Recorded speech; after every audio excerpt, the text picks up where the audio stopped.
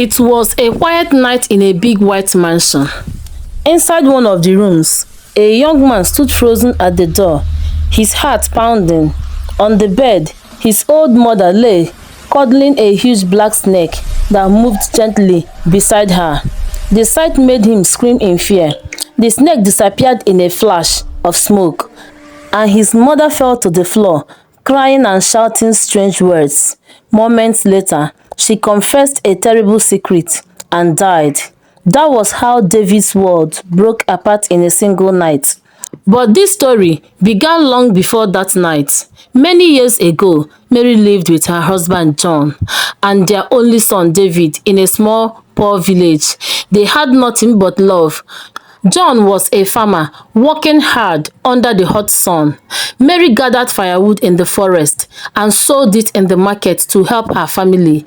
Even though they were poor, they were happy. They shared everything, their food, laughter, and dreams. John always told Mary, "Don't worry, my dear. One day things will be better. As long as we have each other, we will be fine." Mary would smile and believe him, but inside she was tired. She watched her husband work hard and her son grow thin with hunger. She wished she could give them a better life.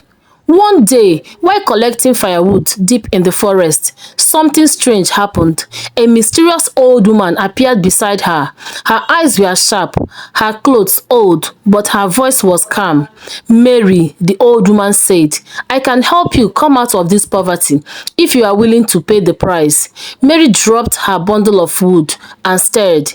"Please," she begged, "I am tired of suffering. My husband and son have nothing. I just want us to be happy." The old woman nodded slowly. "I can give you riches beyond your dreams, but you must sacrifice your husband. When he eats this," she held out a small black powder, "he will die. His death will bring you wealth and comfort." Mary gasped in horror. "No, I love my husband. I can't kill him." The old woman smiled darkly. "Then go home and continue to suffer.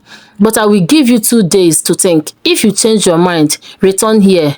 Before Mary could speak again, the woman vanished into thin air. That night, Mary could not sleep. She sat outside their small hut, thinking. Her husband noticed her sadness. "Mary, what's wrong?" he asked gently. "Nothing," she lied. "Just tired."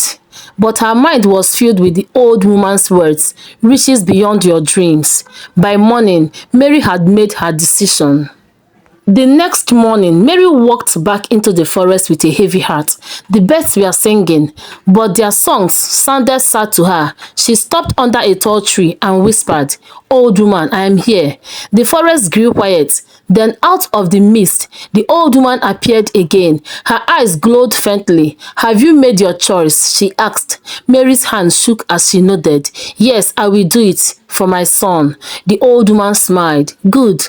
Take this," she said, handing Mary a small clay bowl filled with black powder. "When your husband eats it, he will die. After his death, riches will come to you. But remember, there is a price." Mary's lips trembled. "What price?" The old woman's voice became low and cold.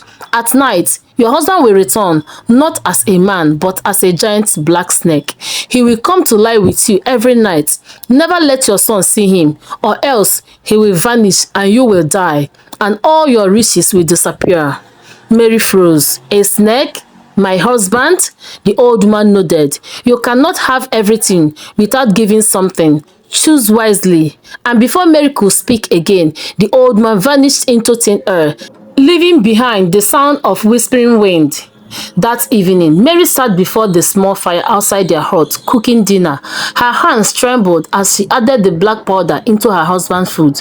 Tears ran down her cheeks. When John returned from the farm, he was tired but smiling. "Ah, Mary, that smells good," he said cheerfully. Mary forced a smile. "Eat, my husband, you have worked hard." He ate happily, talking and laughing with her. But as he took the last bite, he suddenly coughed. His face twisted in pain. "Mary, my chest, it burns." Mary rushed to him, crying, "John, John!" But within moments, he fell still, lifeless. Mary screamed. Her cries filled the night. Their son David came running out. "Mama, what's happening to Papa?" Mary hugged her son tightly, sobbing. Your father is gone." She wept bitterly, but inside her heart, she felt a strange fear and guilt. The next morning, something strange happened. People came running from the village, pointing at her house. In front of her small hut stood a new mansion, shining white in the sunlight. Beautiful clothes and gold ornaments filled the rooms. Mary and David moved into the mansion. Villagers whispered that God had blessed her. David was overjoyed. "Mama, look, we are rich now." Mary forced a smile. "Yes, my son, God has remembered us." But every night, her heart beat fast as the moon rose. At midnight, she would hear a soft hiss near her bed, and then a huge black snake would slide through her window and crawl beside her. Its eyes glowed red, and its voice echoed in her head. "Mary, I am here." It was her husband's voice. She could feel his presence, gentle, familiar, yet monstrous. Every night, the snake would stay beside her until morning, and every morning, the mansion would shine brighter, the gold would multiply, and the servants would bring her more gifts. She lived in fear, but she said nothing. One night, when the wind was strong and the sky was full of thunder, David couldn't sleep. From his room, he heard strange whispers and the sound of something moving in his mother's room. He was scared. Mama might be in danger, he thought. He grabbed a lamp and quietly walked to her door. As he opened it, the lamplight fell upon a sight he would never forget. His mother was lying on her bed, wrapped around a giant black snake that hissed softly as it moved against her. Its red eyes turned towards the door. David screamed in terror. "Mama, what is this?" The snake suddenly vanished into smoke. Mary fell to the floor, shaking, crying uncontrollably. "Oh, my son," she screamed. "Forgive me, I killed your father. I killed him for money." David stood frozen. His heart broke as she confessed everything about the old woman, the poison and the curse. As soon as she finished speaking, Mary screamed one last time and fell lifeless beside her bed. The lights in the room went out. When David opened his eyes again, he was no longer in the mansion. He was back in their old tiny hut. The riches were gone. The land was empty. His mother was dead beside him. He cried until he could cry no more. Days later, David buried his mother beside his father under the big mango tree near their old home. He prayed for them both and promised never to walk the path of greed. A few weeks after, a kind man from the village, a teacher, found David sitting alone and weak. He took pity on him and said, "Come with me, son. I will help you." The man later sponsored David's education. Years passed, and David grew into a strong, wise man. He traveled to the United States, studied hard, and became successful. But he never forgot his past. He often told people, "My mother's greed destroyed my home. Be content with what you have and never trade love for riches." And so the story of Mary, the poor woman who chose the path of darkness, lived on as a warning that every blessing without truth carries a curse. Moral lessons. Greed destroys love. True happiness comes from contentment, not from riches. Every shortcut to success comes with a hidden price. What comes easily may not last. Family love is the greatest treasure. Never trade it for gold. Forgiveness brings peace. David's heart healed when he chose to forgive. Patience and faith bring better blessings. What is yours will always find its way to you.